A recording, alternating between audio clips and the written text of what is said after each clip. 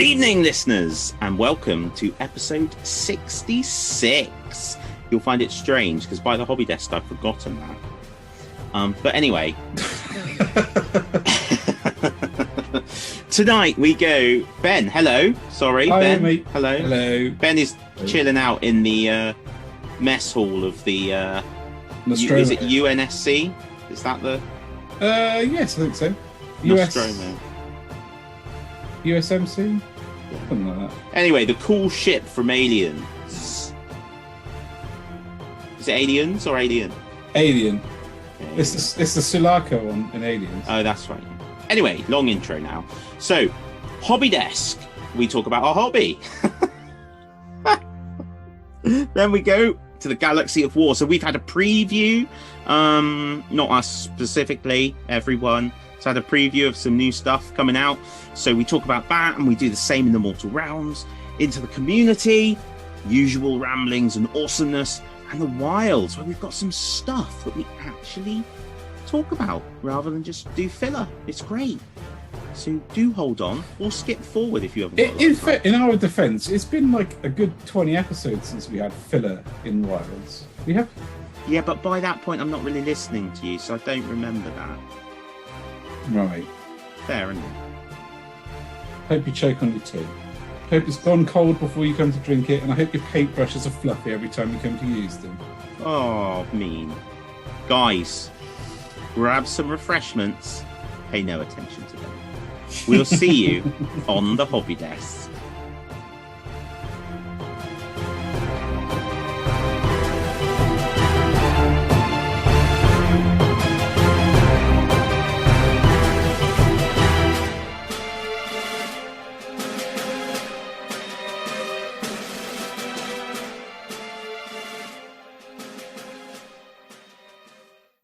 Hi guys, and welcome to episode 66's Hobby Desk. It is 66. Wow. I know. Wow. The 2 6s. What's that? 2 fat ducks or something?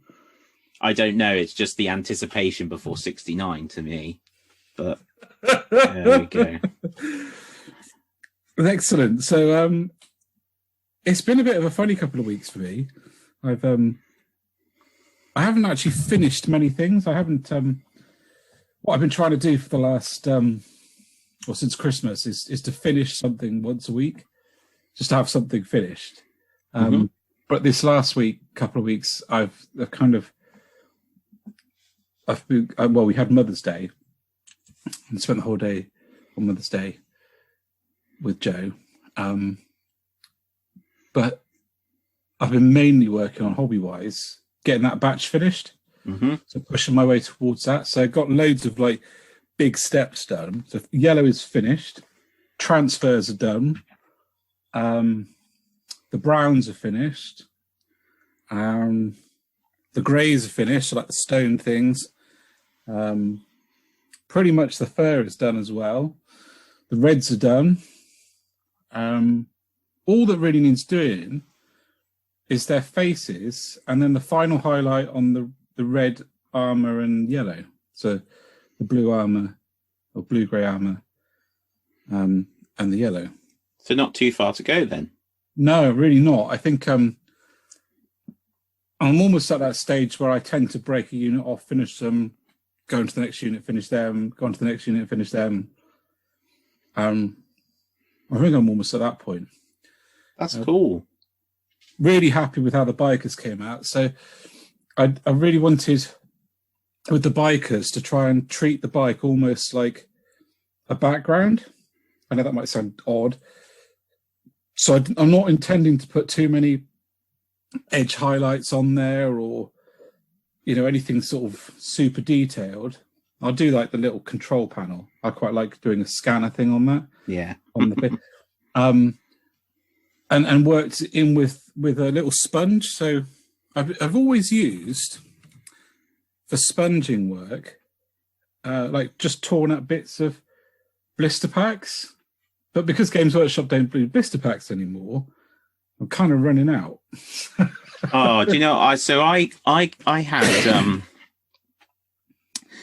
had a similar thing, and then in the end, I got hold of a load of. I bought carry case for something, and it had loads of the pick and pluck stuff in it. Yeah. So I've just got a bag full of that now. Oh, right. That's quite well. I found these, so I had a little Google search around what people use. They're like little makeup applicators. Seems quite a common thing. What place to find hobby tools? Isn't it? Yeah, I was gonna say. It's basically a little sponge on a stick. This one's double-ended.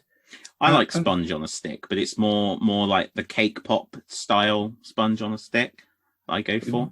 Victoria sponge on a on the end of a broom. Yeah.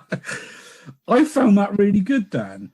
What I liked about it was this, What I liked about it was that I could sort of get into places that I couldn't normally do with the sponge. Did you still get like the broken effect? Yeah. Oh. Worked really well. That's cool.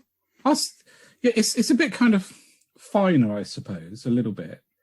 But I was really happy with that. So I did that along a lot of the edges on the bike because I really want the bikes to look like they've been out riding for a long time. You know, they're kind of so I've saved up all of the sort of, you used to get, I don't know if you still do, and I don't know what box set you get it in, but there's like an ammunition box with a roll, a bed roll attached to it that can go on the back. So I saved up 5 of them to go on them. I think you got that on the Scouts. I think you're right. The Scout bikers. I think you're right. I got 5 of them. So I put them on one of each. So yeah, they're quite close now. Oh, I've done the bone on them all as well. So really, there is very little left to do. So I'm quite excited about that. I'm so excited that I started looking at other things, the next project. So I think I'm probably going to be doing a big blob of intercessors and like the Phobos armor ones. Yeah. So maybe sort of 40 of those, get them all sort of done as a batch and then start picking them off. Because 40 seems to be about the maximum I can tolerate without getting a bit overwhelmed or bored. And I picked up the bits or the boxes to make 6 more Thunderwolves. And I don't know why, but for some reason, the Bloodclaw box is the same price as the Grey Hunter box. I don't want to say it out loud in case they change it. But you get 5 more models in it, which is 2 with the same sprues. Yeah, so you get 6 sprues rather than 4, which is madness. So I ordered that. I'm thinking that maybe there was some kind of, I don't know, sneak in there that I wasn't expecting. But no, it is. You get 6 of the Space Wolf. So the Space Wolf sprue is sort of one big one where you can fold it in half and break it in half, right? So you get 3 of the full Space Wolf screws, which will make 5 Wolfguard effectively. So there's enough in there in the Bloodclaw pack, if anyone's interested, to make 15 Wolfguard, let alone 15 Bloodclaws.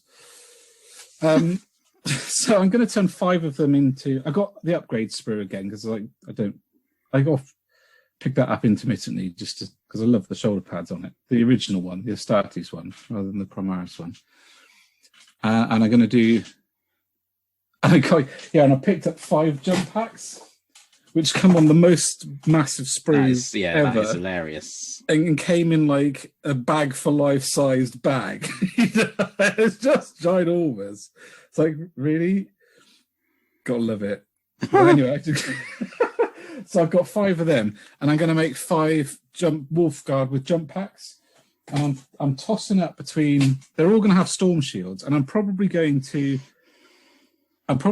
cut like round Viking shields, like round shields, right? Using probably a 32mm base or a 25, and probably a 25mm base, to be honest.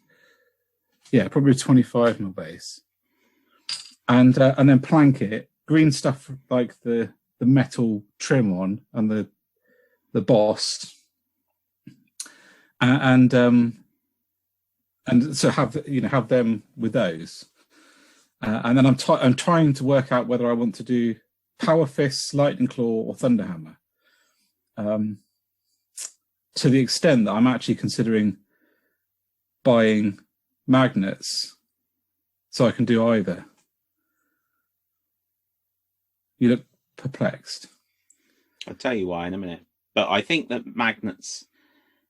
Because I want them to be used as a kind of almost like a scalpel unit. So I need something destroyed, so I can jump them in, get them where they need to go, do the damage, whether it's to a vehicle or a unit of toughies, and then go out. But I just love the idea of a unit of jump pack wolf guard who get given like the difficult missions. They're like, and they're going to be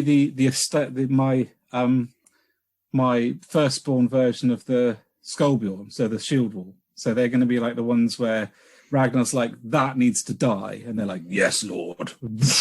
Bosh. So, yeah. So I had actually thought, and this might be the best idea I've ever had, and it might be the worst, but I had actually thought of giving them spears, and then you could use them as counts as. So power spears that could either count as power fists, count as lightning claws, or count as thunderhammers, depending on what game I was playing. Because no one can argue that they have to be power spears, because there's no such thing. That's true. Although they used... What edition was it? I think it was 5th edition, where they had the cool rule where it was just called a power weapon. That's right. And all power weapons had the same stat line. And that's when I did my Iron Snakes, and I gave a bunch of my Iron Snakes power spears, because I love the idea of like a power spear.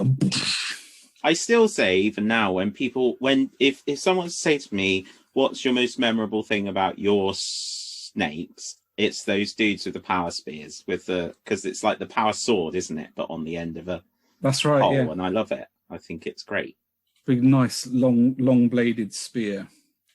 Yeah, love a long bladed spear, because long bladed spears were probably used for cutting as much as they were for stabbing.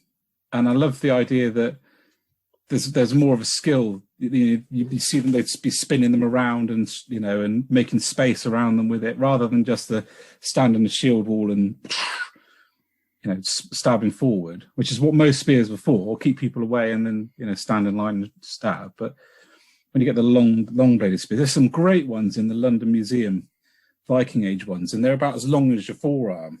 They would properly impale someone.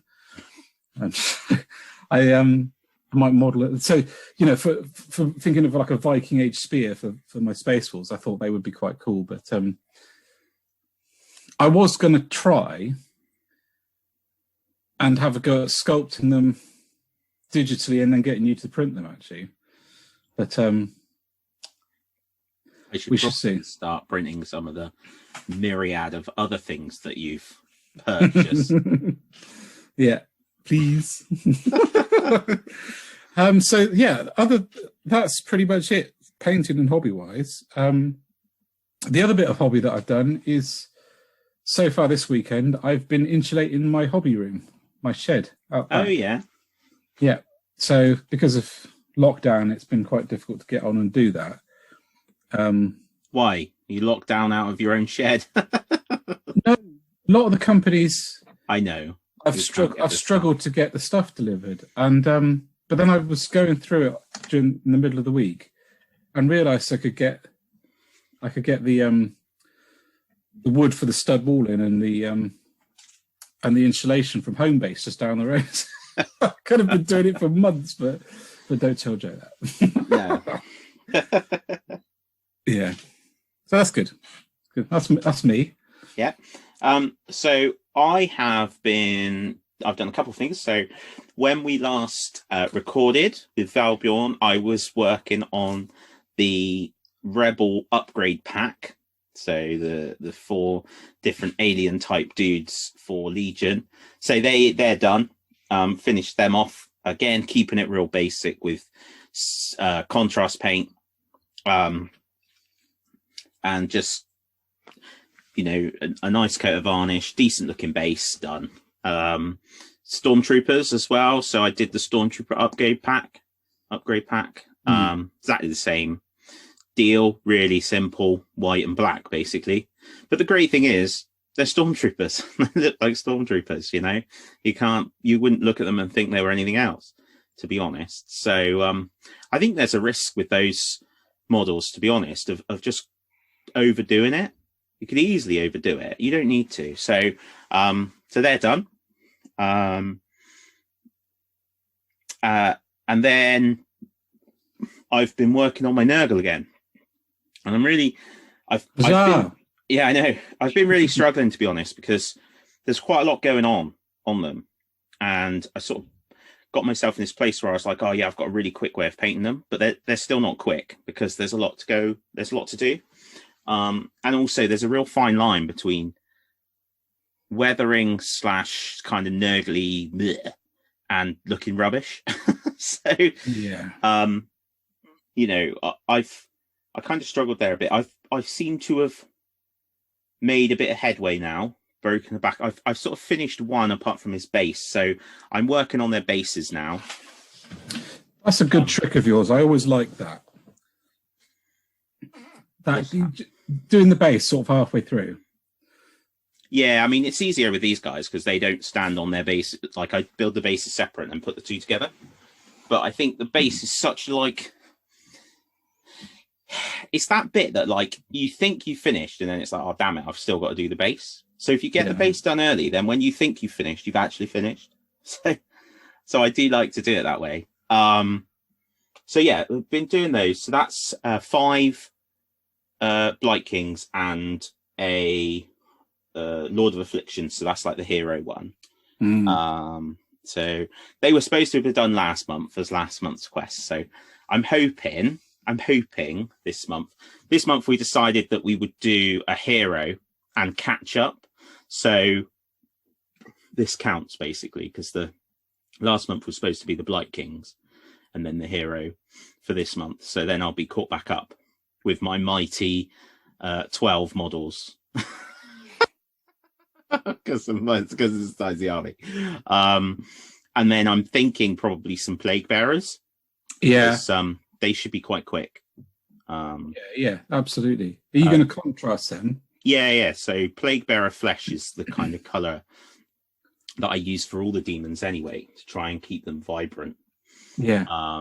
Fairly vibrant. So I'll probably spray them brown and then use a can of something lighter, like probably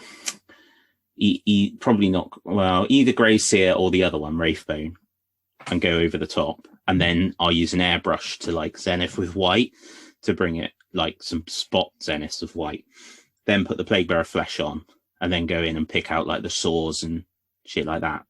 Probably in, I'll probably use something like a very light flesh color for that, like Flayborn flesh or something, just to pick out all the sores, and then I can just go in and glaze over them in like the yellows and pinks and stuff.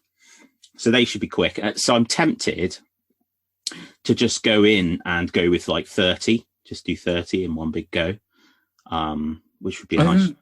I think that's a good idea. Yeah, it'd be a nice chunky ad, wouldn't it? So that would be good.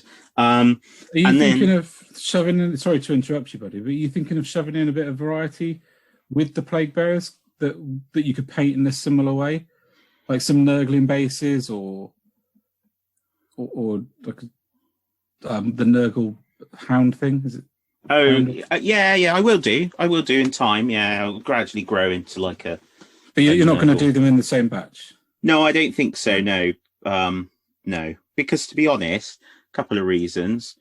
The main one being that 30 Plague Bearers is like, I don't know, even from a discount place, you're going to be looking at nearly 40 quid. I don't really have the budget to go buy much more than that. It's not like my corn where I had them all already. So it's just kind of buying them as I go. So, so that's cool. They're coming along. They'll be done soon, hopefully. I did also buy a tank for Legion, the TX225 Occupier Combat Assault Tank, which is pretty cool. And that's really interesting because it comes partially assembled. The hull is like assembled, which I've not seen before. That was weird, actually. Good, though. Getting the bulk sort of already assembled for you. Yeah. Unless it's badly assembled, and then I get a bit upset. No, it's not particularly badly assembled. It's just 2 parts, but they've just sort of fused them together, which is cool. And then I got some Wookiees and Chewbacca, so that I haven't started them yet because I'm really trying to focus down and get these Nurgle done. That would be a good one for something like Wildwood, wouldn't they? Contrast, just like, yeah. They won't take long. Are you going to do them? That's actually quite cool. You could do them in a mixture of the different browns, couldn't you? Yeah, I will. I think I want to do them slightly different, but not like completely different, because all the Wookiees were quite a similar tone. You do get different. I'd consider just getting the range of browns and just doing one of each colour. I would, honestly. All right. Maybe. I suppose I could do that. I'll have a think about it. But yeah, so I'll do those. They won't take long. It's quite unusual, actually. The last load of Legion, every time I've bought Legion stuff, it's kind of pushed everything out to the side so that I can crack on with it. But I'm really trying to get these Nurgle done.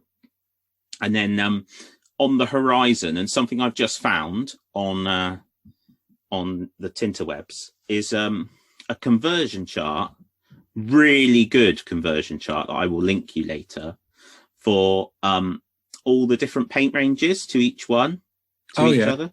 So it's an Excel file, and it's got tabs down the bottom, and then you just select the tab for the range you want, that you know, your starting point, and then it just follows across, and it goes, right, so this color, you know, say you're looking at Vallejo model color, and then it goes, right, what's the equivalent in P3, what's the equivalent in Reaper, what's the equivalent in Coat d'Arms, what's the equivalent in Citadel. So the reason for that we'll come on to later in the wilds in more depth, if unless you have anything else to talk about in the wilds. But fundamentally, I've been looking at World War II, and I can't help myself. I'm just really, Tom's really up for doing some, and I've wanted to do some for ages. And this year is the year of eclectic random. This week I'm collecting this, so I'm thinking Flames of War, but we'll save that to the wilds, because I want to talk about like different choices around scale and manufacturers, and trying to sort of work out what on earth you want to do. But we'll cover that off. We'll cover that off then. I don't think there's anything else particularly. There's no like. No, that's about it. I haven't done loads because I've been shattered. So it's been a bit of a hobby tumbleweed for a couple of weeks, but I've done a little bit. Sounds like you got enough done. Yeah, I'm having a go. I tidied up the desk, because obviously I always do that, but I had to because I needed to set up the podcast stuff, and there was just stuff everywhere. I didn't. I put my hand on the desk and very carefully slid everything across to one side. So, so people would probably slap me if they saw the state of it at the moment. But... Sorry, guys. It's productive. Right. With that, then, I'm quite excited to get into the Galaxy of War, because we've had a cool reveal, so we've got stuff to talk about, like burning stuff. It's quite nice that Games Workshop responded to our request to do their previews the day before we record the podcast. I know, the power we wield. Oh, do you know what? Actually, I did hear a rumor that they deliberately lined it up, but you know, they just thought it would have the biggest impact if people were on the internet to listen to the P's. You know, doesn't work because we release on a different day, and I've only just remembered that. But no, oh well, I tried. It has. Shall we move on? Yeah, let's move on.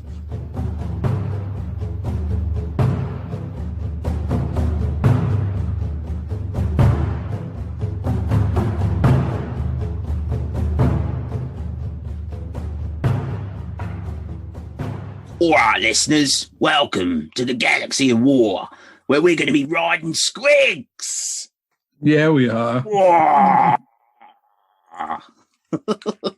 Was that supposed to be your Cockney accent? It was like Cockney with a slash, like a touch of Australian caught in there at one point, and then a shocking attempt to be an orc. But hey ho, as long as somebody laughs, it's made it for me. It's made it for me. So that's why they don't employ me to do those Games Workshop videos. It'd be shocking. It would. Yeah. So, dude, let's start with the Snakebite Orks. Let's do it. Hang on. Let me scroll down to the Snakebite Orks. So, God, there's a long way down. This is a big preview. Snakebite Orks. Riding squigs. Who saw that come in? And ironically, I was just the other day talking to Marcus about how anachronism has always been a huge part of 40k. Always has done. And the first unit that my brother bought after the starters kit was Snakebite Orks on their ball boys, because they just looked so cool. Yeah. So the first sort of Games Workshop models I ever had was a plastic bag of orc models that I was given. And in there, the biggest model in there was an orc riding a boar. Yeah. And it was like, I can remember me and Mike, and it was like, who got the orc riding the boar? You know, it's exciting. So yeah, it's fond memories of that. So for those that don't know, you probably all do, but snakebites are like the the less cultured orcs. Less technologically advanced. Less technologically advanced. So you're going to see loads of different beasties. I'd love to see a plastic squig off. Oh, wow. That would be insane. Yeah, it would. That would be insane. It's cool that they've gone with the sort of squig idea.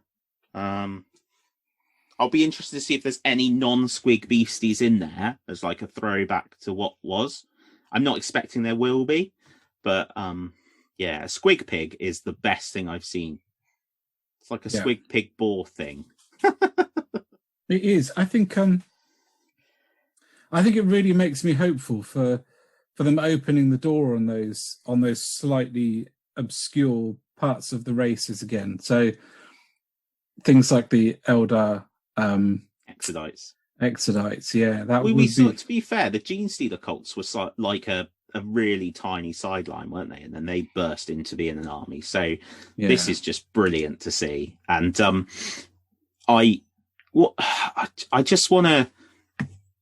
I'm just excited to see what different beasties they go for. Do you think it's going to be like an expansion on the orc range, or do you think it'll stand alone and have loads of new stuff?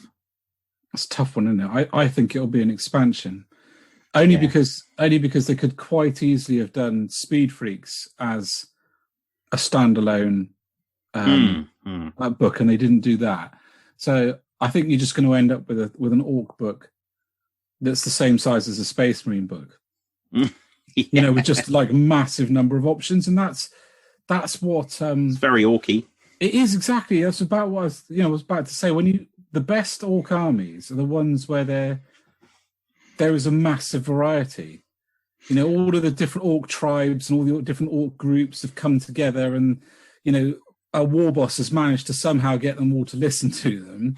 But they don't all do things in the same way. They do things in a different way, and it's not possible for Games Workshop to make 20 different versions of Storm Boys, for example, but having things like the Squig Riders and the Storm Boys and the Speed Freaks and the different clans going on, and the knobs and their big suits of armor, I just think it's going to look superb on the table. Do you know what I'd love to see is you remember the second edition Orc Codex? They had those like cream coloured orc fort building things.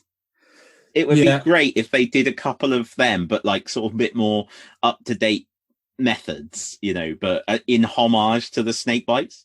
Yes, absolutely. That'd be awesome, wouldn't it? Yeah, it would. It really would. One of the things I've always wanted them to redo was there was a range of orc models that I just desperately wanted when I was a kid. And in fact, I tried to convert a bunch of them myself. It didn't go very well, but it was like the Mad Doc's experiment orcs. So there was like orcs with monocycle wheels, telescopic legs. And were they in Gorka Morka? No, they were way before that. They were wow. like second edition stuff. They were really early. It was like a bunch of injured orcs had just had random bits of text stuck onto them, and it was great, real great. In fact, I'll dig out the photos of the models and post them on our social media, because they really were special, and I'd love to see them reimagined. Yeah, that would be ace. So, other cool things. I just found a picture of the monowheel orc because I thought it'd be fun. So, other cool things. So, blah, blah, blah. What else was in the... Oh, Mechanicum. Yep, so we're getting the Mechanicum book, and they've done a lovely Scutarii like commander. Yeah, I love that they've done that, because I think it really fits, so that you don't have to go Magos. You know, a lot of the fiction's got the sort of next level up as well, commanders. And they're real bad. I love the Scutarii in some of the books. There's some of them that just kind of come across as a bit like chattel, but particularly Titanicus really sold them for me. Mm-hmm. And I know we've spoken about this before, but there is a great scene where the Magos is like, "What are our chances of survival?" And the sergeant's like, 6.2%, 6.2344%, but rises to 6.8 something percent if such and such uses his grenade launcher. Yes, it's really cool, and I just love that idea that they're fearless troops. They fight around the legs of titans. You know, so even their own allies, shell casings will be killing them, and yet they're so advanced as a military unit in some ways. They're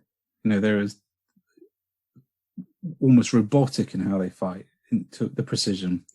So I love that they've got a commander, and it means you can have like a full Scutarii kind of army.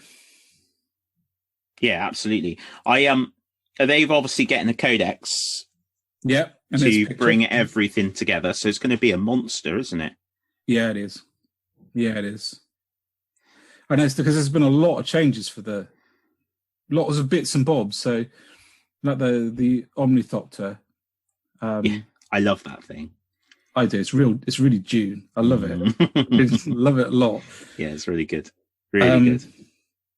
It's funny when people like this, because a lot of people didn't like that, but as soon as I saw it, I was like, that is straight out of Dune. That is just so back to where they were getting their original inspirations from. So yeah, love it. Yeah, so their book is going to be massive, isn't it? Yep. Yeah. And then this is a battle of got like their own holy predator type thing. I didn't see that coming at all. Well, the only reason I thought they would get something is because there was a picture the other day of like a silhouette with a fleur de lis in it. But I didn't think it would be this. It's actually got more guns than the Predator. It's got a front-mounted heavy bolter. Yeah, it's got a heavy bolter on the front as well, hasn't it? So that's pretty cool. Getting them coffee delivered there. Lovely jubbly. Black as that Predator, this coffee. I like the turret. It's not actually called a Predator. It's what's it called? Castigator. I like the turret better than the Predator turret. Bit more meat on it. Yeah, it's cool. It's quite different. It looks a bit more military-ish than the other two. I mean, to be fair, one of them's got a stained glass window and the other's got an organ on the back. So it would have to go some not to, wouldn't it? Yeah. I'm surprised. Mind you, they've got all the little relics and stuff.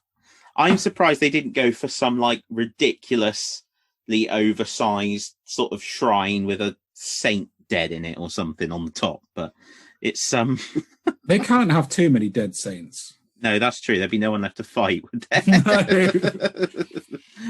That is true. But yeah, it's cool. It's nice, and it's good to see them still dropping out bits for the sisters. Yeah, it is, isn't it? Because we've only just had, I think, is it gone on pre-order? Yeah, Piety and Pain. with the new like little leader woman in it. That's a massive that's one of those boxes where in most boxes you're like, yeah, those two forces would be evenly matched. And possibly those two forces would be evenly matched in that box, but the two leaders are not evenly matched even remotely. That Dark Eldar is just gonna wrap her in a ball and throw her in the bin. Is it a new? Is that the new Lilith Hesperat? It is. It is, isn't it? It's like, who are you? It's gone. Yeah. Bring me the next one. Poor lamb. Anyway, so that's a good box find. Yeah. Continuing our sort of backwards run through the preview today, I've realised. Yeah. So we have to talk about the Redemptionists, man. Yes, they're banging, aren't they? They are absolutely superb, and I love that they are in the House of Faith. So Cawdor is the gang that I have and I've painted. So are the Redemptionists just like psychotic Cawdor then? They're like Cawdor radicals, essentially. So radicals, yeah. But it's really interesting. Like they're so destructive with their faith. Like they just because they believe that they are completely governed by the Emperor. They don't like take any stock from the law or anything like that. They're just absolutely insane. I used to collect Redemptionists. That was my second gang, Redemptionists. You can add them as like part of a Cawdor gang. Like what, one or two gang members? Yeah, yes. Oh, and this is the cool thing. You can start a campaign as Cawdor, and then some of the gang members might like go off and become Redemptionists. Oh wow! How good is that? That's sweet, isn't it? Really good. So that's pretty sweet. And then or you can have them as a standalone gang as well. So that's another option. Did you see me? I posted it in the little thing. In our little group. Eddie on the stream said the funniest thing. It just had me chuckling for ages. He said the Redemptionist way of war is let's get into trouble, set it on fire, and put a chainsaw through it. Which is just so good. So yeah, I'm chuffed to see them, and like I say, the House of Faith, because that's got a gap on the wall, and then there's only the House of Shadows left to go. Do you think we might see some? No, I'm really excited to see the Spire. Yeah, but they probably won't. What were they called? The Spire? You know, the super advanced ones. Yeah, the suits, the different suits. Yeah. I think the Redemptionist models are super. I think that you could tempt me into using them as like a guard unit attached to Sisters of Battle. Do you know? My next thing I was going to say to you was, wouldn't they make Ace like what were they called? Fratis Militia? Yeah, something like that. Because it's all so dodgy because the ecclesiarchy aren't allowed men under arms, so they have women under arms. And then they have the Fratis Militia, which are just like, well, we can't stop them following us, you know. They may look like an army, but they are just hangers on. The groupies with guns and flamethrowers. With an arsenal. Yeah. So there's some mad. That guy's he is rocking some crazy hairstyle. Yeah. And then actually is sort of quite surprisingly, they are, I suppose, because they want to get rid of or stop selling the Dark Uprising box, because Dark Uprising is a bit expensive for a starters kit, if we're being honest with ourselves. They've produced a new starters kit, which I have to say, I don't know what the price is going to be. I'm hoping it's going to be around £100. It looks like a £95 box to me. It does. The scenery on the board layout looks awful. I don't think the board is big enough. Is my feeling. No. So that is a very small size, isn't it? I think that they'd have done better having a slightly larger board and more sparse scenery. Personally, I don't know. when I saw the picture, that really struck me. I was like, that's so small for 2 10-man gangs to be fighting over. Not really keen. Anyway, so but the box set is, I think it's a great idea to bring in a starters box set that's going to be around a better price, so somewhere between 75 and 100 quid to give people. It's interesting because that board is tiny. Yeah, so it doesn't even look. I'm surprised they didn't go for like a kill team size board. Well, I would have expected, and I have tried to count the squares, and I don't think it is. I think it's 1.5 zone mortalis sections, is what I think it is.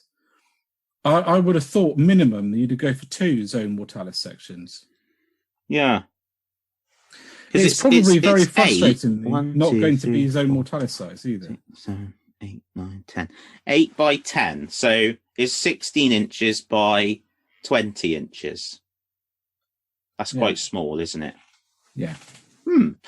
One thing I was surprised by is that they put Dilak and Escher in it, because if you bought the original box, you're going to have the Escher gang and the Goliaths. Yeah. So now, when this one comes along, you know, I just would have thought they'd have put one of the others in, to be honest. But I mean, Escher are cool, so, and I suppose also like they're quite often the poster girls, aren't they? And they're girls as well, I suppose. So that, you know, it's good to kind of appeal to more people by having the girls in there as well. As you know, if you want to be shady and weird, you've got the Dilak, and if you're a girl, you've got the Escher.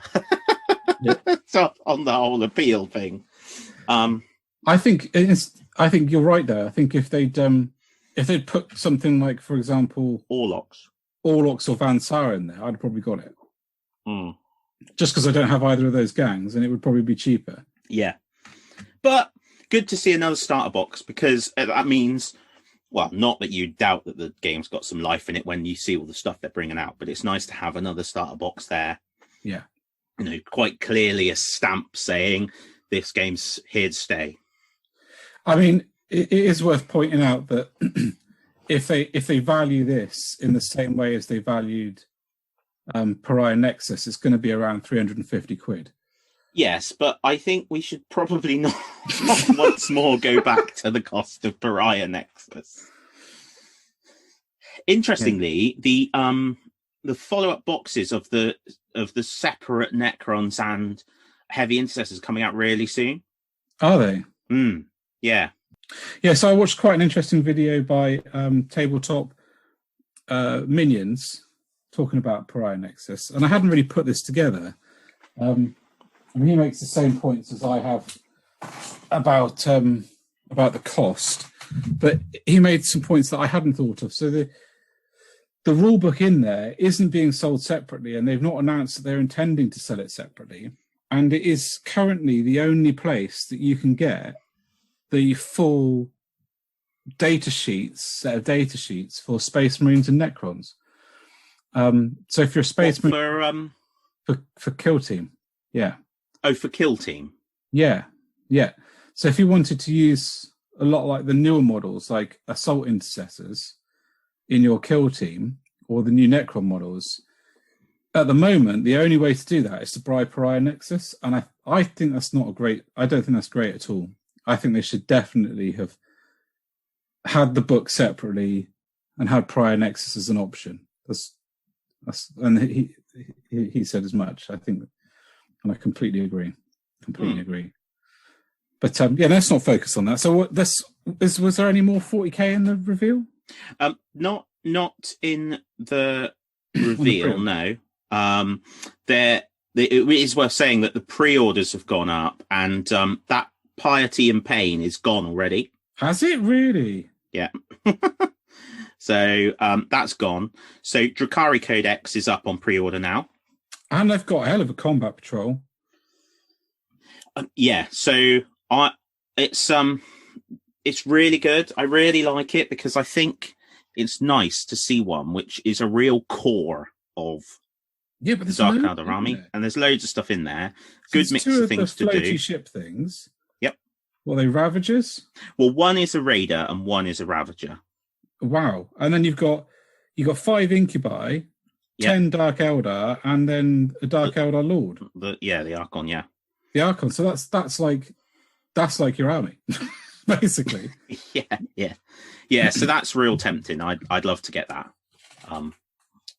It's somewhere in the gap of all this madness because I've still got the Space Marines to do. But yeah, really like that. Really like that a lot. I thought they said something really silly on the stream today. I was really disappointed. So somebody, and I can see why, because it gets boring, but somebody had put in the comments, like, what about the Xenos armies? Because obviously everyone's, and they were like, well, the Drakari code's just come out today. But like, I do think that misses the point a bit, which is they're talking about models, new models, rather than just a re-release of an army. So you did get Lilith Hesperus. I think ultimately it's chicken and egg, isn't it? I suppose, because the stuff that sells really well, partly because it gets loads of cool stuff.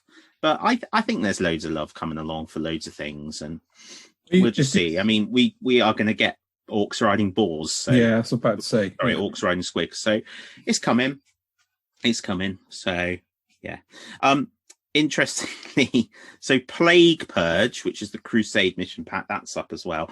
But also the Warzone is it Caradon or Charadon? Charadon. Yeah. This is one of those where I'm like, I really would like it, but it's the beginning of a collection. So yeah, the Book of Rust, it's called. Are you getting that? I'm a sucker for books, dude. You are getting it, aren't you? I'm a sucker for books. Yeah. I can't help it. I only flick through most of them. Yeah, me too. Look at the pretty pictures, and I'm really disappointed. I say I'm really disappointed. I didn't get the Xenos book. No, I have read that, and that is flipping brilliant. Yeah, it looks really good. It looked really good, and it's sold out now, which is such a shame. But I knew that was on the cards. So you can always come up and hang out here and read. Yeah, my well, copy. when Boris lets me. I got an email, like a summer email that they send around asking about sort of estimated return to work dates for various people. Yeah. And I've got a member of my team that's shielding, and I got an email saying, when so and so coming back to work, and I just responded with, well, you'll have to ask Boris, I'm afraid. Good for you. Don't know. Although we do know now, which is good. But anyway, yeah. So lots of cool stuff going on in the Galaxy of War. Yeah. Yes, there is. I think that's us. It is, isn't it? Yeah. Cool. Right. To the mortal realm.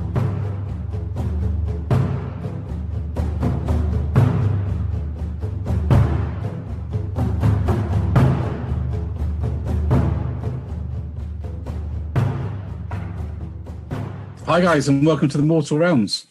And it's a bit spooky in the Mortal Realms this time round. One of the last things that the Games Workshop made, probably a couple of months before I left the company, was the Blood Knights. And do you know what? Unsurprisingly, when they released them as a 50 quid metal box set, I really struggled to sell them. However, they have now announced that they are releasing a new set of plastic Blood Knights, and I don't think they're going to have any trouble selling these now. They are magnificent. Absolutely wondrous. They've got a real, haughty high elf vibe to them, I think. Yeah. Real, nobility. And I think... And I'll be happy to be corrected, but I think they win the award for the biggest banner going. That is a big banner. It's an amazing banner. Yeah. Isn't it? They look so sinister. Yeah. So sinister. That one of the things I quite like about them is Games Workshop have been doing a lot of real fast moving, dynamic looking cavalry, like they're on full tilt. These guys do not. These guys look like they're just kind of waiting on the hill for the right moment, and then they're going to come in and ruin your. I get what you mean. Yeah, definitely. Yeah, they're kind of like you can almost see them coming over the hill in the middle of the battle and just sort of being on the hill silhouetted, and you're like, what are they going to do? What are they going to do? And then in the final, Act 3, they come and just destroy whatever they fancy. I think they'll fit real nice alongside the Black Knights, actually. Yes. Which is good. So that sort of range will stay alive, which is great. And it's a whole battle tome as well. Yeah. Well, we're kind of expecting that because there's been a lot of there has been a lot of releases of vampire-ish releases, hasn't there? So what I didn't get, because I didn't watch the preview, I was going to ask you. So the new skeletons, the Death Rattle skeletons, are they replacing the current skeletons kits? I didn't hear. I was watching it on my phone in and out of doing some other stuff, so I'm not sure. I mean, these have got definitely a more martial look to them, and they are obviously hearkening to the ones in the new Warhammer Quest box. Interestingly, they've only shown 6 so far, and they look like the sort of models that are quite monopose. Yeah. Lovely, like really nice.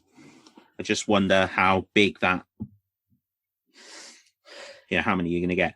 They are, it does say that they are absolutely like dead warriors risen to life, as opposed to just random.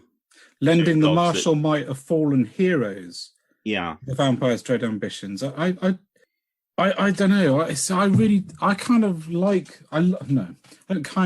like the current skeletons. Yeah, I do. And I think they stand up. I don't think there's any reason to replace them. And I'd much prefer them to keep the ones they've got and add a new box. In fact, I really hope that that's what they do. Yeah, because the ones they've got, I think, make good representations of just the dead risen again, as opposed to this has got more of a terracotta army type feel going on. Yeah, definitely. They're lush. I love the one with the spear. Yes. They've even got armor on their legs. I mean, these guys would have been fairly heavy duty units when they were in full. They're more akin to Graveguard, aren't they? Than Joe Boggs the Skeleton, I think. Yeah. I really like the zombies. Yeah. There's one with an axe in the side of his head, which is fantastic. Yeah. They've got the roots growing through them, which is something we saw in the other ones, but that, it's really nice. I really like, there's one leaning on a spade. Yeah. That's just excellent. Contrast will be your friend. There's a classic scythe one. I think that's Ace. More of these weird dudes with their... something stuck through their backs. Yeah. There's one in shackles there. To be honest, I think with some of those ones with the things through their backs, I'd be half inclined to cut that away. Yeah. And just have them sort of stumbling leant over. Do you know what I would do? I would cut that away, have them stumbling, but put like dirt and a couple of tufts on their back. Yeah. If you didn't like them, because I think I'm on the fence. I'm on the fence. I got to be honest with. They look a bit like they're on the fence. Yeah, it's stabbed through with the fence. I mean, the roots. Love the roots because if they've been underground for a while, they're going to have picked up some form of fauna, aren't they? So, but yeah, I think they're great. And let's face it, it's about time we had new zombies. Yeah. And also there's a great opportunity for the typical sort of joke where, because you've got one there in like a red dress with a sort of an axie cleaver thing. Yeah. So, you can clearly go along with the whole, I saw that once on the night out down in Plymouth. Mr. Jolly. I've seen most of them back out on a night out in A&E. Yeah, I was going to say in A&E, yeah. I think I've seen all of these characters at one point. Even the guy carrying his tombstone on his back. I've definitely seen someone with something sticking out their head. Right. I think I'm kind of tempted to say these are my favourite. The bats. They're brilliant, aren't they? They're stunning. They're big. They're massive. You could kind of ride them if you were a grot. Yeah, you could. I'm sure. I don't know if it was you, but I've had a conversation with someone in the last sort of month or so where we were talking about how the bats, they needed to redo the bats. It was us on the podcast. Yeah, and they have. Yeah. Which is ace. They're good, aren't they? They're good. It'd be quite cool to have them as kind of just sort of space fillers in a Night Lord's army as well. Yeah. Like they're big enough, you can imagine them sort of, you can imagine the Chaos Spacemen's breeding like preposterously oversized bats just to scare people. Really cool. Now, it does say there, Kritza the Rat Prince isn't the only vampire setting forth in search of victims. Stay tuned to Warhammer Community to find out more. So it sounds like we might have some more to see yet. Yeah, and I'm completely convinced that that there's going to be crossover units between this book and a new Death Rattle book. Yeah? Or slash Armies of Nagash or whatever it's called. Yeah. With that Lord that we saw in the last big preview. These new Death Rattle infantry. The guy mounted on the horse. He's here. Where is he? Go right up to the Soul Blight Graveyard Lord's video. Oh, there he is. Yeah. Oh, yeah. Well, that's a shame. I was kind of hoping we get a separate book for him. Nope. He's coming in on these guys. Oh. By the looks of it. Quite excited to see what the Realms Will Quake is going to be. Dan was saying apparently the name of the guy is the guy that's like sleeping under the Beastgrave Mountain or something. Oh, yeah. So yeah, apparently. So that's number 4 now, because so Techless is going on pre-order next weekend. Yeah. And then we've had Marathi. Yeah, and then we've got Bellicor. Oh, is Bellicor getting a book, is he? Yeah. Of course he's getting a book. Yeah, that makes sense. Yeah. Yeah. And then Kragnos, this one. Broken Realms Kragnos. Do you reckon we'll get a model for Kragnos? Well, I would have thought. Well, I don't know. He's a god. It says he's a god, which doesn't mean no. To be fair, it is the Mortal Realms. I don't know why I said that. So is Marathi, and yeah, exactly. So is Techless. So. Yeah, and Alariel. Kragnos. Are we going to see like a really cool, like god figure to draw together the destruction armies then, like we were talking about the other week? That would be amazing. That's exactly what I said we needed. Yeah. That's really exciting. Yeah, so that's going to be cool. And, of course, not to forget, we had the 6th warband for... Was it 6th warband for Underworlds? Sorry to go back to Kragnos. Actually, looking at the picture, I think that he's more likely to be Kanathi or whatever they're called. See, I thought that looked like a Beastman Centaur. Kanothi. No. Look at the can you? No, you can't. Well, I've got it in front of me, mate. So I think he looks more like a Kanothi. That's my thought. That'll be interesting. I can't wait for that now. That's going to be cool. Kanothi Lord would be quite. Then we'd have another range. Well, they are linked in with that whole setting. They are. There, yes. Yeah, I can see that.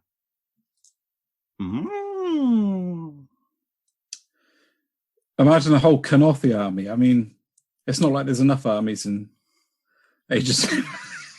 There's one for everybody now, isn't there? Yeah. Absolutely brilliant. Right, yeah, sorry to interrupt, but yes, once again, the gift that keeps on giving has given us another gift. Canaan's Reapers, Underworlds. Oh my good God. He's huge. He's monstrous. I thought the Bone Reapers were cool. I thought they were great. I thought it was a nice addition to the sort of undead, that there was like these like properly like forged warrior units. I liked all that, but I never thought I had any interest in ever buying and painting any. And then they released him. And I was like, I need that model. I need that model immediately. He's just brilliant. Mhm. And I love the color of his bones, like that, like dark, real dark, almost dryad bark mixed with black kind of color. Yeah. Really cool. I thought he was amazing when I thought he was on a 32mm base. And now I realise he's not. And he's even bigger. He's even more amazing. Yeah. The others are good. The others are good too. Yeah. Not as good. I like the swordsman, but he is standout. Absolutely superb. That axe is just hideous, isn't it? Yeah. There's some weapons where when you see it, like if somebody could wield an axe that size without any trouble, without slowing down, without having to pull their blows or anything, you'd be terrified. Frankly, you wouldn't want to go anywhere near it. No. No, you aren't. Yeah, fantastic. It was a great preview, wasn't it? Yeah, really nice mix. It's funny because the other day we were saying that we quite liked it when they did like a preview with just Age of Sigmar. But actually, I'm quite liking this mixed preview. Yeah, me too. Needs Very more good. Battlefleet Gothic, but apart from that, excellent. I really don't think Battlefleet Gothic is far off. No, I know you don't. I can feel it in my waters. Really don't. It's gonna happen. Oh, shall we scoot on over to the community? Yes, we should. Yeah.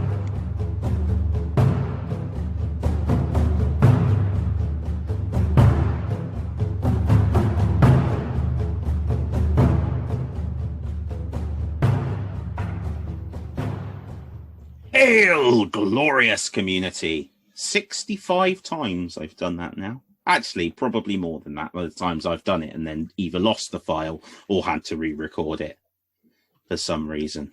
It's episode 66. Is it? Yeah. Well, I'm not re-recording it because it's too good. All right. And I did say 66, honestly. No one rewind it. So, do you know, it's funny. I glanced at you then, and I know you've put the background on, which is from the Nostromo, and behind you is the table with all the gubbins on. But I glanced up, and it looked for a moment there. It looked like a gaming table. I thought it was like little silos and stuff. So that would be cool. So shout outs, Instagram. Yes. So I've got a few to shout out. Number one, we shout this chap out loads, but I think he deserves it. Requiem82. His tag is Requiem_82. One of my favourite kit bashers on Instagram has kit bashed that sergeant dude. I never remember his name. He was a store anniversary model or store. Oh yeah, he had the model. chainsword or something, or something in the orc head. And he's got a standing there with his hand on his knee, with his foot on the orc head. It's just a cracking sergeant model. I really wish they'd really wish they'd done him like as a standard release. Anyway, he's kit bashed him into a Dark Angel chaplain, and it's just banging. It's just it's absolutely brilliant. What would be nice is if he could get that cloak to come forward a bit, just because the wind direction of the brazier on the top, yeah, and match that with the cloak would have that kind of like real momentum to it, but it does yeah. look ace. It does look really ace. He's been working on sculpting some 52 scale stuff, which I think is really cool. Yeah, that is nice. Really, really cool. But he does loads of great stuff. There's two of his models that I think he calls them the Lovers or something. Carol and Reva, Love in a War-Torn Universe. And it really loads of green stuff, loads of kit bashing, but it's like a couple standing side by side, and I just think they're brilliant. Absolutely brilliant. Yeah, well, we've spoken about him a lot before, Requiem_82, but you know, I think he's a fantastic kit basher. Really, really brilliant. The next one is a chap called Valhallan Guard, which is a member of the Blood Feud, which is a little collective of 4 guys, I think. All of them great-looking hobbyists. There's one of them's got a great Valhallan army, really nice. But the Valhallan Guard is he's primarily does Blood Angels. And he's done some great stuff. Like, yeah, he has.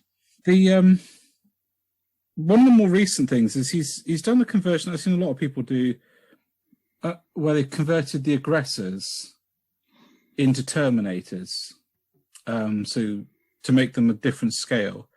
I think it's worked quite well. He's done a great job of it. But I think the thing that sticks out for me with his Blood Angels is he's converted his scouts to have those kind of German, like, split shoulder poof things that they had in the 2nd edition. I don't remember what you call split shoulder poof things. I love it. They've got a name, haven't they? But you know what I mean, like where they're all bunched up in like a poof. But they look great on scouts. He's done a superb. I think it's Dante, where he's got the wings. Oh no, he's called him Captain Sendini. Really good. With like these great big angel pinions.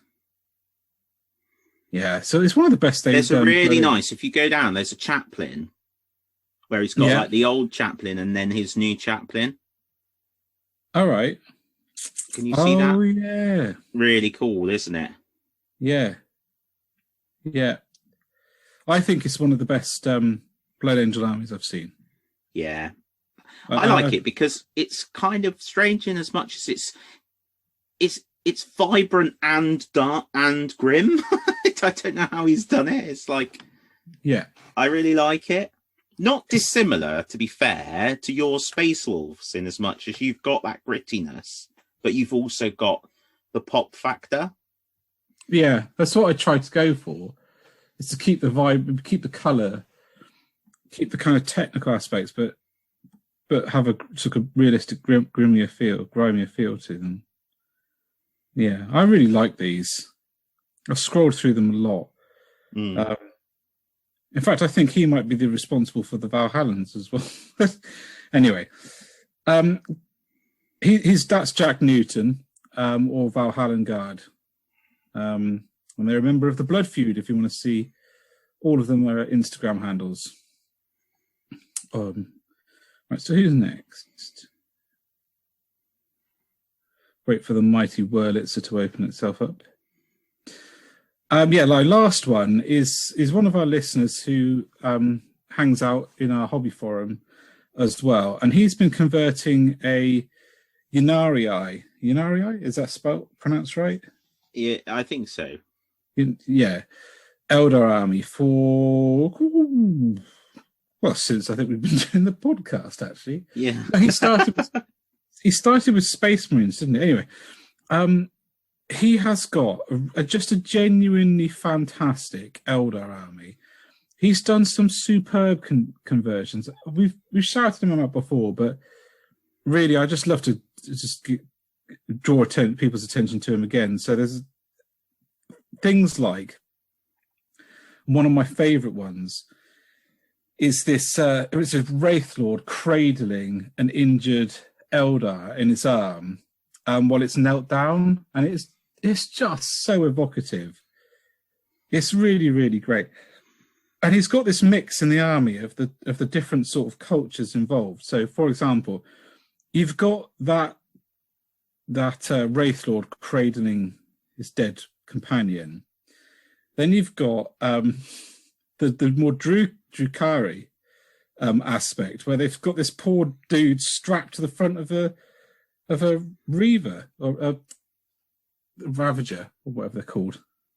It's like a slave dude strapped to the front of one of the ships with all blood trailing off of him. So it goes from like the almost hauntingly beautiful to the proper grimdark across. So yeah, great. And if because every good account needs one. There's a photo of food. He's made some cinnamon buns on there, which is top notch hobby content. I was just checking out while you were chatting there the name for those shoulder thing, that costume. Yeah. And it does literally just describe them as a shirt with puffed arms, which is what you said. So I love it. That's my shout outs. That's my shout outs for the week. So I get to march into the hobby forum now. I know I do this from time to time. I think most people that listen to us for a while will have heard this all before, but I do apologize. I haven't been very active. It's been bloody tough lately, not gonna lie. And one of the themes of the podcast has been about hobbying around life, and life has been long. It's getting very, very difficult to get things done, and even it sounds ridiculous, but even just finding the time just to flick through Facebook is spending a lot of time asleep or working or herding the children. I know that because I send you a message and it takes the best part of 3 hours to get a response out of you. Yeah, at the moment it normally takes like 30 seconds. Yeah, if you're very lucky, I'm sat next to my phone and I see it come up and I'm not like immediately doing something or watching Cats with Hannah. Obsessed with watching Cats, although I did manage to get that video of her today going all right, my lover. That was funny. But anyway, I do enjoy sending Hannah videos of my cats. She loves the cats. We've got a cat that comes and just sits in the garden. She calls it my cat. Because my cat's in the garden, Dad. I was like, I have no idea whose cat that is, Hannah. Just put some food out. There's a superb... because I don't want them in my garden because they defecate. And it's not very nice. There's a superb video online of a cat who has clearly nicked someone else's shopping and is running through the back gardens back to his house with a packet of dreamy treats in its mouth, and it's just trotting along like, yeah, look what I found. That's so good. They had no idea where they came from, but the owner's like, have you nicked that from someone's shopping? Right, so the first thing I want to shout out, right, is I'm going to give you a chance to answer this now. So John has asked, on a recent episode, there was a discussion about using certain grey paints to paint black hair and make it stand out from black armour. Which paints was it? Do you remember? Oh, crikey. No, but what I can rehash it. I tend to use more browny natural colours with hair than I do the bluey blacky colours, because even when you have real black hair, it's still actually brown. I know that sounds ludicrous, but it is still actually brown.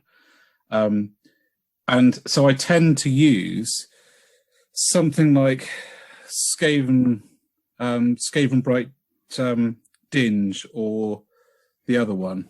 Those colours, Storm Vermin first, they're and then probably highlight that up and then wash it back with a black, like Nuln Oil. I tend to do that, rather than go for like the bluey, the colder blacks. I hope that helps, John. Sorry if I missed that question on the. it's all right. We've dealt with it now in a really personal podcast way. So there we go. And John's a lad. And John's a lad. So that's good. So moving on, the competition. Again, another example of me and my complete lack of organization, sorting my stuff out, or being very busy. So Ben jumped in. Thank you, Ben. So the vote is quite clearly swung for Simon Andrews with his rather nice Warhammer Quest. I think it's the Necromancer expansion, I think. I think he sort of sculpted it and he did loads. He did loads to it, didn't he? Right. It's so nice. I'm loving that project. I'm loving that project. It's brilliant, isn't it? It is brilliant. It's one of my favourite things on the internet. I don't know what his Instagram handle is. But his name is Simon Andrews. Yeah. Let's see if I can type it in, and while you're doing the others, I'll find it out. Yeah. But lots of lovely things, actually. Lots of lovely things in there. So thank you for that, guys, because I do love looking at them. Keeps me sane. Ian Craig, you get a shout out every other episode because you do awesome stuff all the time on here. So thank you for that. I'm loving the Cawdor. Really like them. And the what are they called? Enforcers. And I know you said you've knocked out an Escher gang. I saw that somewhere as well. So I don't know how you do it, man. You're just like a machine, but it's good work. Next month's competition, incidentally, is any model, which you can have painted in February or March, can't you? Yeah, only because we took so long to put it up. But yeah, I agree. We did. Yeah. Oh goodness, I don't even know what to say to James Cheesewright for doing all that white armor madness. I think we'll just move on. I can't wait to see it, dude. It's looking nice. More boat, switcher ace. What did I see earlier that I wanted to... Oh, that's right. Matt Bramley has popped up a picture of his newly configured hobby space. I love seeing these pictures of people's hobby space. So more of that, please, because I just find it really interesting. I know I'm really lucky to have a space, but what I really like about this is it appears to be in the corner of like the living room area, because there's some chairs and stuff. And that is one thing that I do miss sometimes. Like, it would be nice just to be able to sit and paint with Harriet with me, but the room's not really big enough for that. And picking up everything and taking it downstairs is a bit of a hassle. And the lighting, that's my own fault, because I've got used over the years to painting in a very bright environment. And then I find that if it's not like neon, I really struggle. I think that's probably to do with you getting old. Yeah, well, that too. I'm not getting old. Shush. Enough of that. I'm getting so old. And I keep seeing things and I'm like, oh no. So yesterday, I kid you not, I went to see one of my postmen, right? Oh, well, there was two of them there actually when I got there, but anyway, I went to see them. I parked my car, walked over, had a conversation I wanted to have, said bye, and promptly walked in completely the wrong direction to go back to my car. Got partway up the road and was like, oh, my car's the other way. I was like, oh, what's going on? So anyway, this has got very crazy. But I do like the hobby section, the hobby stuff. So please, I love more pictures of that. That I really like. David's bloody snake people are just, yeah, they're really nice. Simon's Instagram account is SRB Art Minis, all without any punctuation. SRB Art Minis. So I wanted to finish. That's the Warhammer Quest guy. Oh yeah, that's ace. I wanted to finish the community section with a bit of a shout out, because we are doing we're going to be painting up some scenery. It's going to be a lot of scenery. Yes. Yeah. It's going to be auctioned off in support of Calm. Yeah. Which is the campaign against living miserably. Yeah. So a fantastic cause. Now, Ben, you were trying to enlighten me, and I was trying to remember what you were saying. So I know Bobby Clark's put something up about it.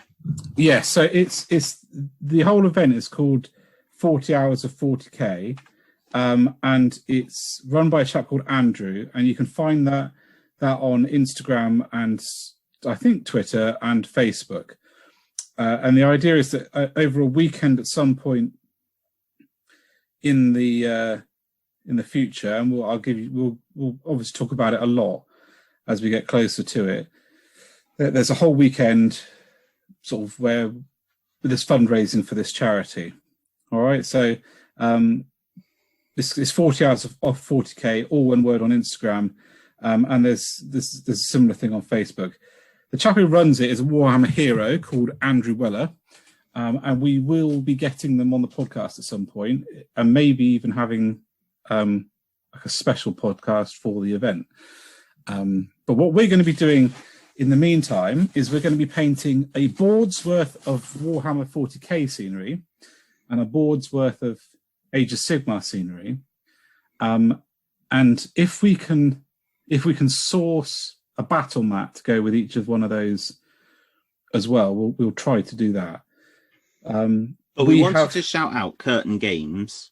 Yes, they have provided the scenery free. Absolute legends. Which is incredible. So it's important to remember, like here as well. So Curtain Games is a wargaming store that generates the majority of its income through events that cannot currently happen, and yet it has still donated 2 tables worth of terrain. That is just superb and absolutely deserving of people's support. So thank you very much to those guys. And I absolutely, when this flipping madness has gone away, we are going down to some of them events. Yeah, 100%, and we hope we do it justice. We kind of feel that we're going to be able to do a good job.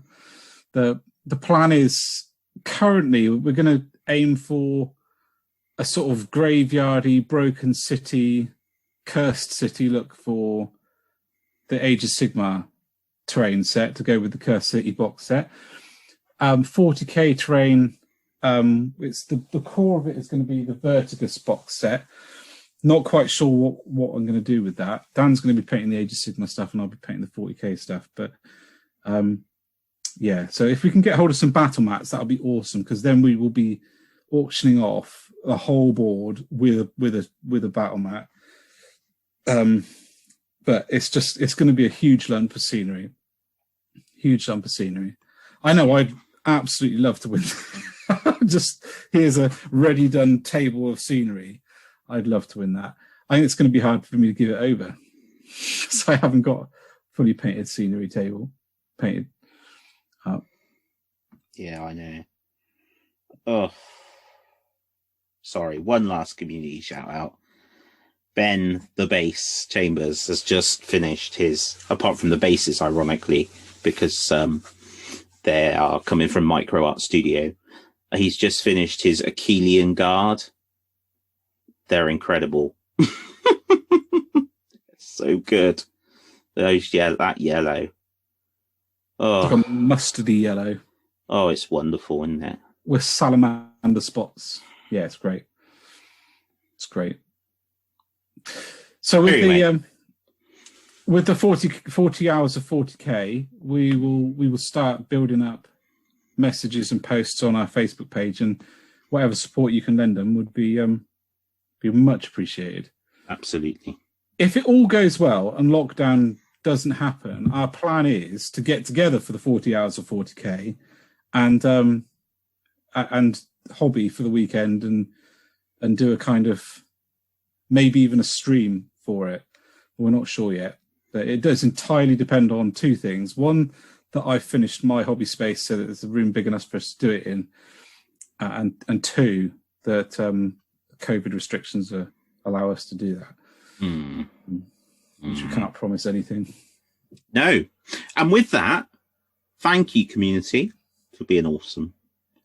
We are going to go into the wilds.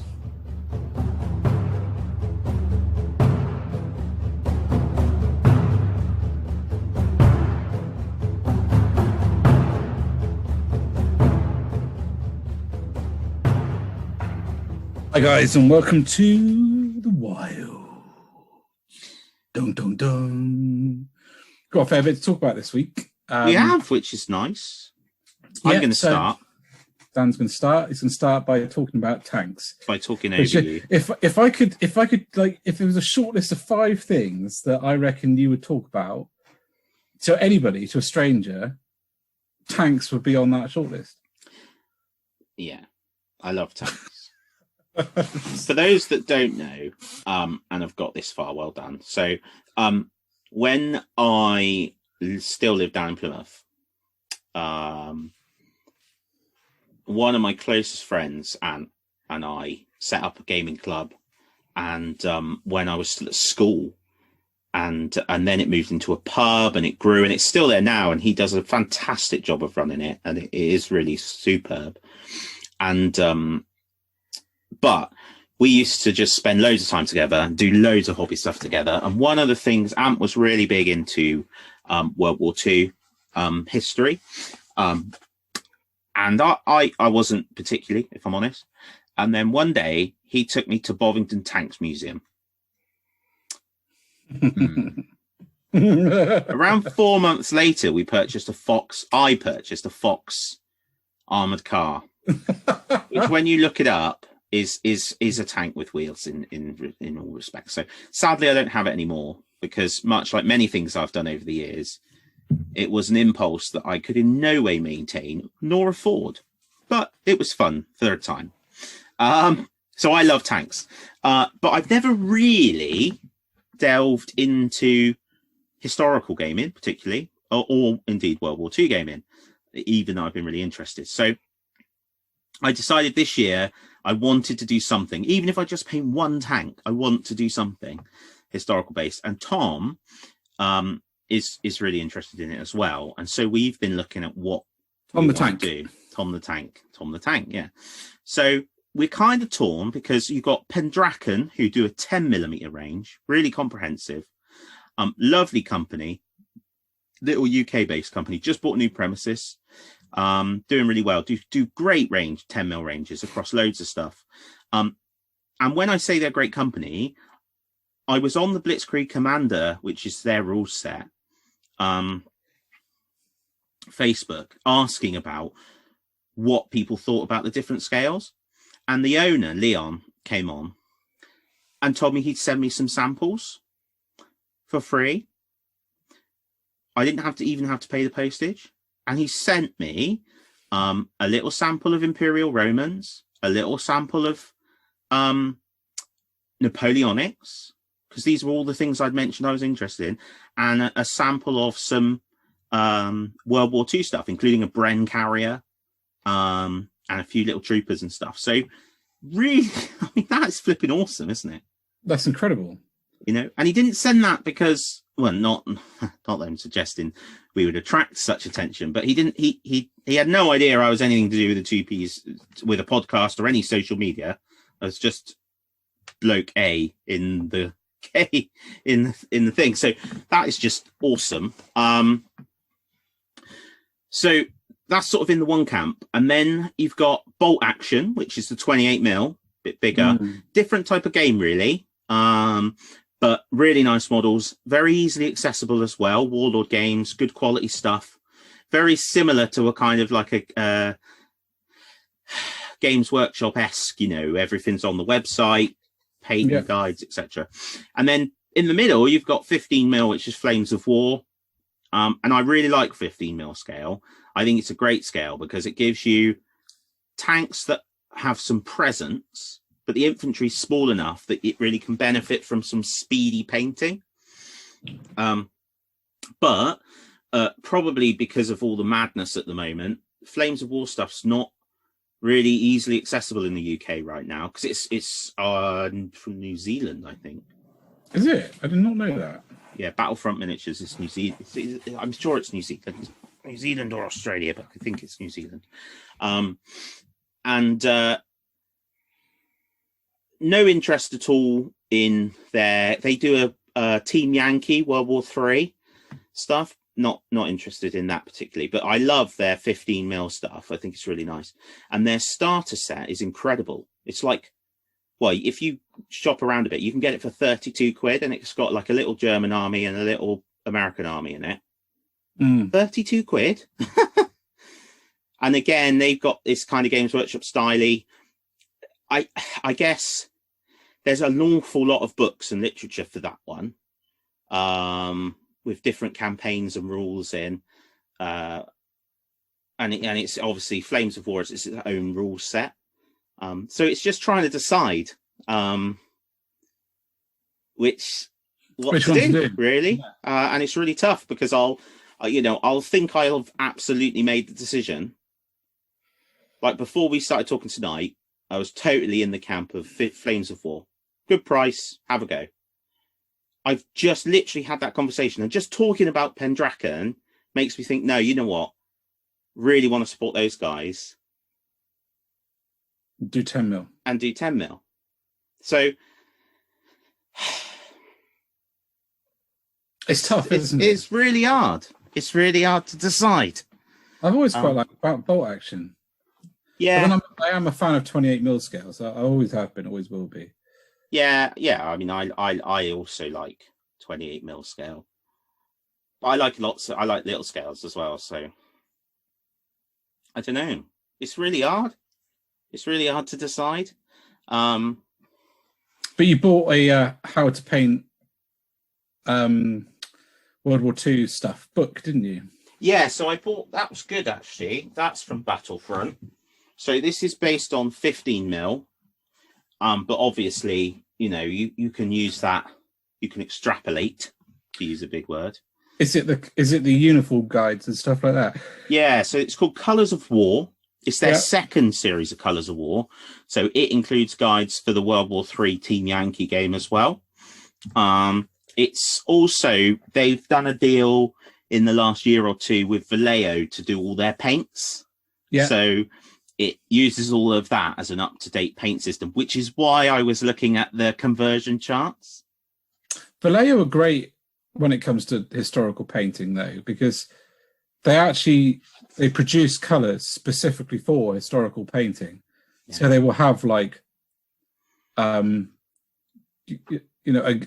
olive drab that is designed to be the olive drab of the American infantry, for example. Yeah, and so Vallejo have got such massive ranges. So they've got Vallejo model colour, which is the sort of more historical colours, the more muted tones, as opposed to game colour, which is more fantastical. Both of them have an air equivalent, which is just incredible. But just to give you an idea of the sort of depth in this book, so if you look at just the British forces, so the different sort of titles of the sections, you've got under British armour, you've got vehicle colour timeline, 8th Army desert armour, desert sand camouflage, mid-war armoured squadron tank markings, British service colour, mid-war Churchill tank markings, love the Churchill by the way, British late war armour, late war tank markings, and then in infantry you've got infantry in the desert, late war infantry, British battle dress, and paratroopers. So you've got a nice mix in there. Yeah. Oh, and then when I was out the other day, I went to Garden Centre with Harriet. And Garden Centres always have these book sections where books are like stupidly cheap. They've got these big stickers on, don't they? Yeah. And there's often like trains and war stuff. It's to sell it to the blokes who are hanging around who Yeah. aren't the gardeners. And there's always a section of stuff for the girls who are going around with their blokes, and the girls aren't the gardeners. There is. Yeah, There's it's like a clever. section. Well, it got for me. people who aren't It got gardeners. me. There was a Haynes manual done sort of under the Haynes manual banner in conjunction with the Tank Museum for the Mark IV, British Mark IV World War I tank. So that came home. I was going to say, I bet that came home. That came home. Well, it did. It was £23 down to £6. I was like, well, that ain't staying on their shelf, is it?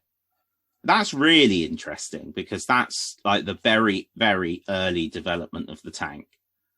And it's really, you can't, I'm not going off on a tangent now, but the thing I love about the Industrial Revolution, which is my favorite period of history, which is obviously a bit before the development of the tank, but it equally applies to this sort of thing, is you're talking about things that, like, prior to it, they'd never seen anything like it.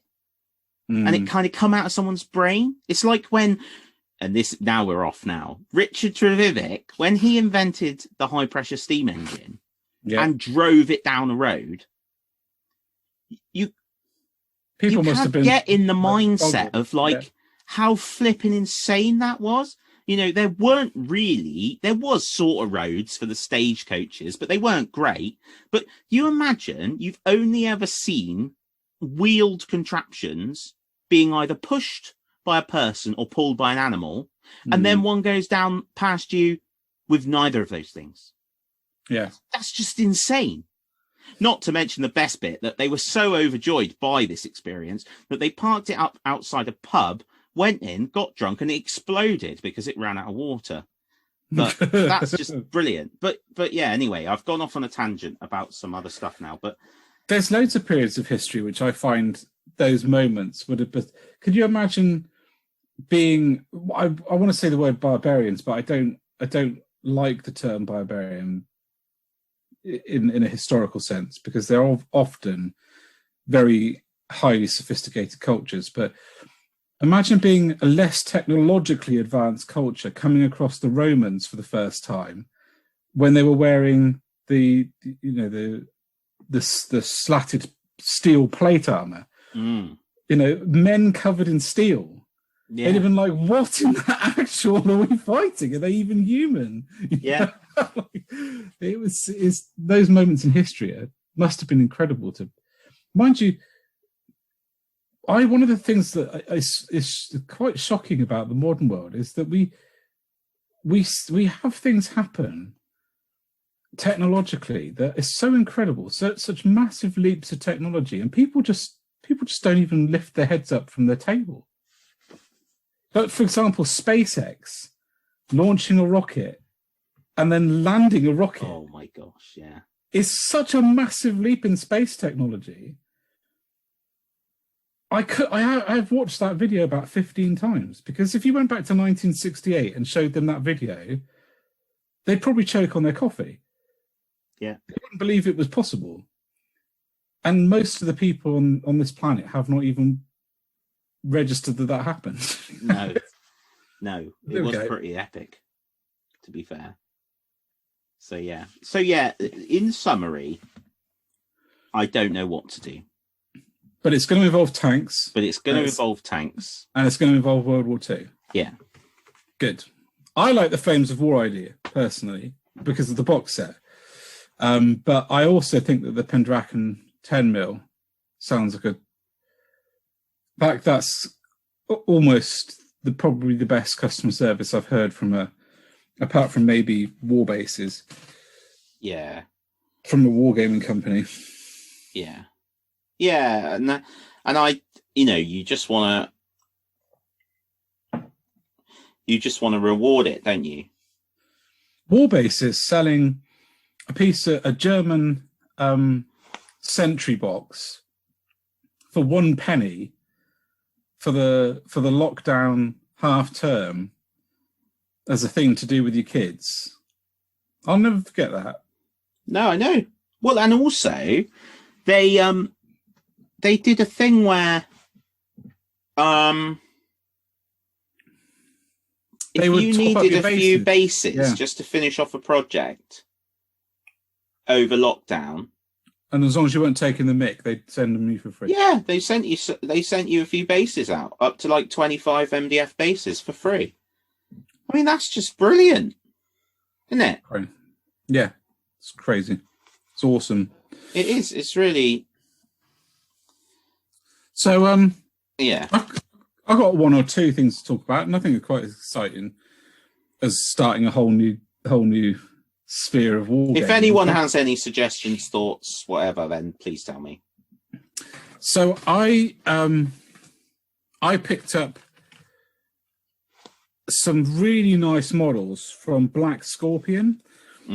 So they do 32mm range. One of the things I'm sort of doing at the moment is looking at sort of little figures to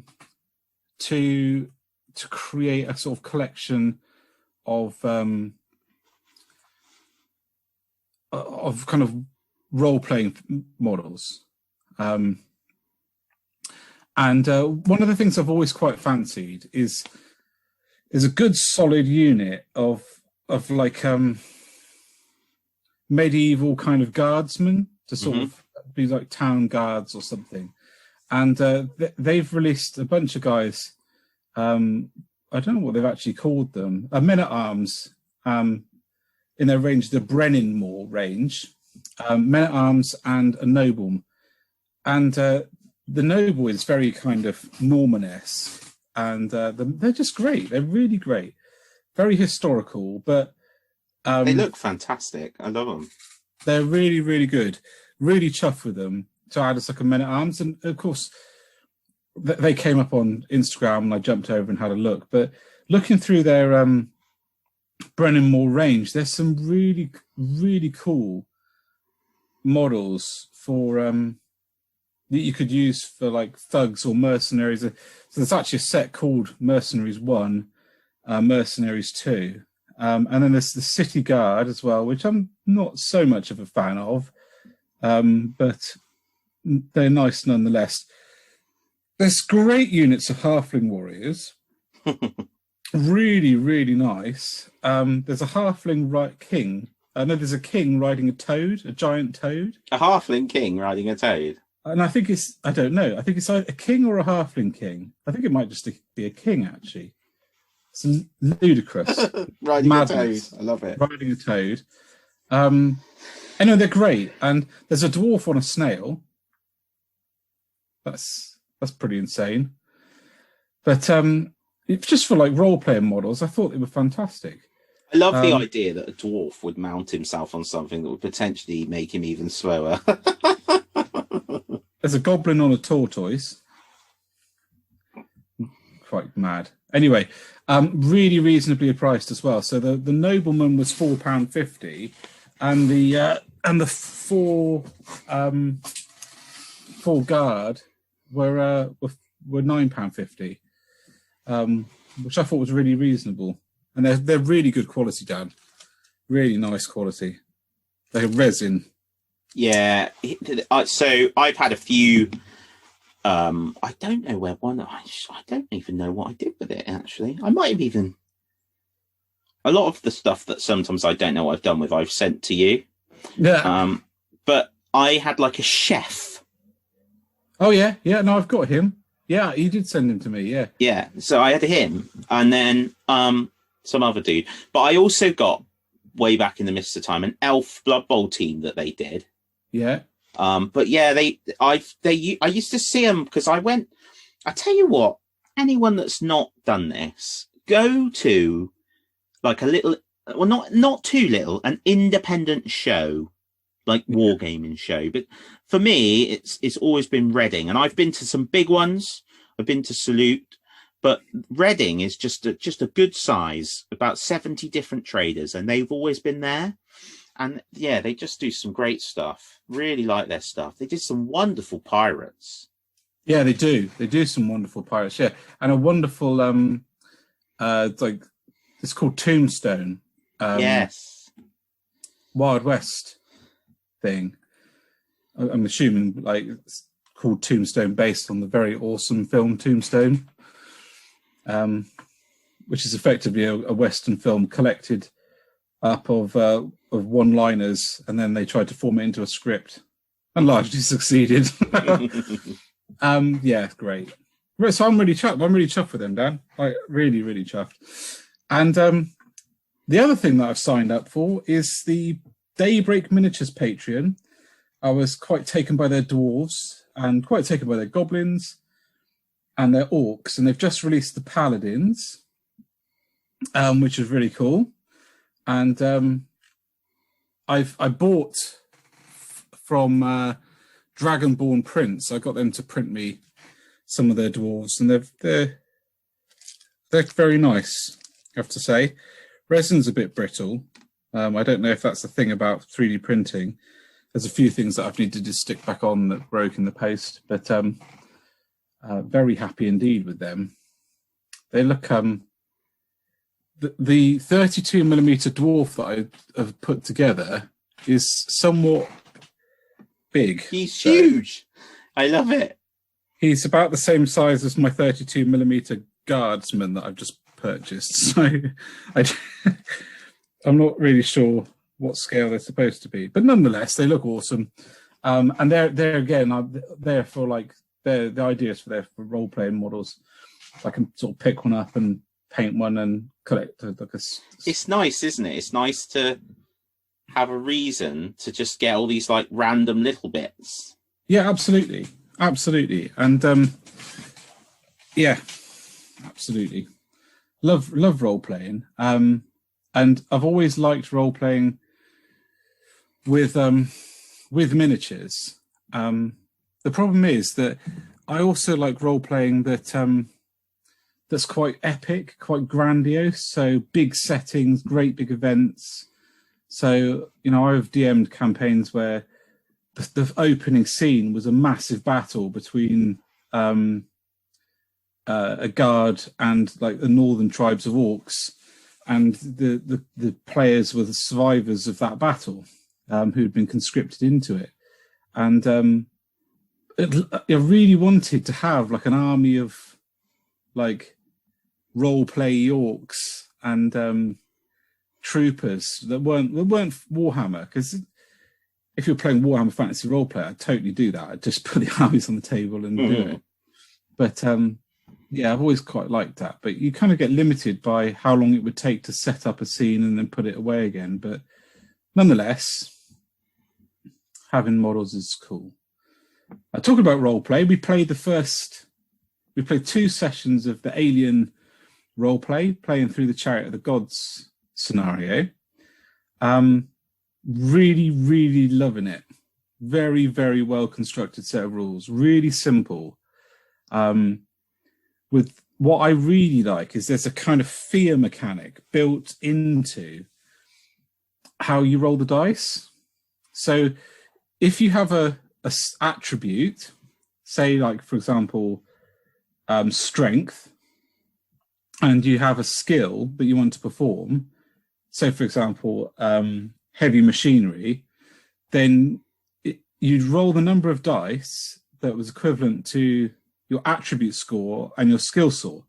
So that might be 6, for example, in total. And if you get a 6, you've completed that action. So the more dice you roll, the more chance you have of rolling a 6. And the more stressed you get, you add in stress dice. And they also count. So it makes, if you roll a 6 on it, you succeed in passing your action. However, the stress dice, the number 1 is a facehugger. And if you roll a 1, you have to go roll a panic roll. And the panic roll is everything from starts to shake uncontrollably to just goes into a catatonic state, and you can't rouse them for like the best part of a week. They're just done. I love the idea that it's basically like as you get stressed, your adrenaline is spiking. Yeah. So you're more and more likely to do shit, but then you might just go just too far, tip over the edge, and end up a wibbly mess on the floor. It took a while for me to try and convince the players that, because they were very much playing like Dungeons and Dragons style. So, I'd like to roll a perception check to see what's in the room. And I'm like, no, you don't want to roll dice, because the more you roll dice, the more chance you have of of getting more and more stressed and failing things and then having panic attacks. In the campaign setting, if you roll certain rolls on the panic dice, you can end up with permanent mental health problems. So like post-traumatic stress disorder and depression and all sorts that affect your character as you move forward. I really, really like that, because one of the great things about Alien and Aliens is that, particularly the jump between Aliens and Alien, is how well they handle Ripley's mental health. You know, she's broken at the start, and it takes her some time to pull herself together, and they allow the film to explore that rather than just assuming that she gets over it. Mm. One of my favorite episodes in Star Trek is when Picard has been assimilated by the Borg, and there's a whole episode dedicated to him going home and getting over it. Yep. It's superb. It's absolutely superb. Back to the vineyard. It almost feels like in the 80s they just had a better way of approaching these topics than we do now, like 40 years later, which I think is really disappointing, actually, in some ways. Because I think mental health in Aliens it's almost juxtaposed. Most horror films, you just assume that people are okay when they start, and then they just get like into a state of terror, and then they get killed, and that's the horror film. Whereas this, it allows she's such a incredibly brave character and such a rich character, because she is clearly traumatized by what happened, and yet she still keeps pushing forward and doing stuff and getting on with it. And that's what I love about this game, is it represents it. The rule set is so clean, so refined, and it represents that kind of struggle on the edge where you're just teetering your character on the edge, and it's lethal. The rule set is lethal. It's beautiful as well, isn't it? The book is gorgeous. Yeah, I still haven't sent you those cards. Actually, they're on the side next to me. There was in the session that we were playing, Ross was one failed roll away from drifting off into space, and his character was gone. That was the end of the character goodbye, which is quite cool to roll. I think it's really refreshing to sort of be that close to the edge with it. I do. Anyway, so I really enjoyed that. Check out Black Scorpion models. And if you get a chance, have a look at Daybreak, because whether or not you want to sign up to their Patreon or go through someone like Dragonborn and have them printed, they're very reasonably priced to have printed. They're about the same as a normal box set of models, and they're very nice. They're worth having a look at, I think. And that's it. Episode 26. 26? Let's go backwards now. Episode 66 is done. As always, guys, you can find us on Instagram, Twitter, Facebook at the 2P's podcast. We're floating around on YouTube. If you type in the 2P's podcast, you'll find us, but the link itself is ludicrous because we haven't got 26,000 followers or whatever you need to actually have a name on YouTube. And come chat to us. Let us know what you think. And if you haven't watched the Snyder Cut of Justice League, do it, because it's awesome. And we'll see you for episode 67.